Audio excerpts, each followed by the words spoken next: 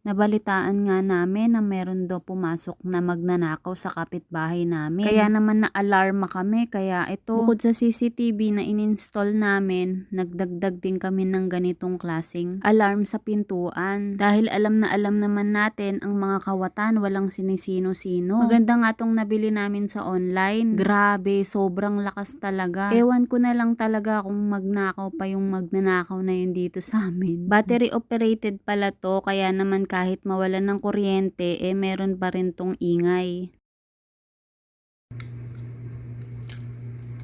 Ito yung battery.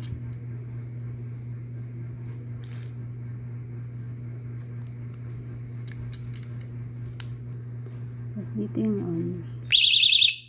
Sakit sa tenga. Kailangan magkadikit sila. Yung arrow na yan, dapat magkadikit. Pag inon mo. Pagka magkahiwalay sila,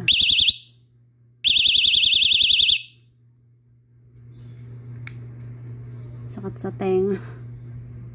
Ito yung pintuan namin, dami nakasabit. So dito ko siya ilalagay. Hindi to pantay.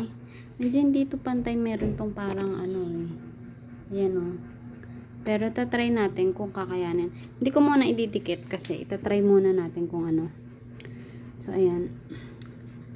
I-on ko na. I-on ko muna. Ayan. Tignan natin kahit hindi pa pantay. Basta magkadikit lang yun. Magkadikit lang. Tapos pagka kunwari nabuksan na yung pinto.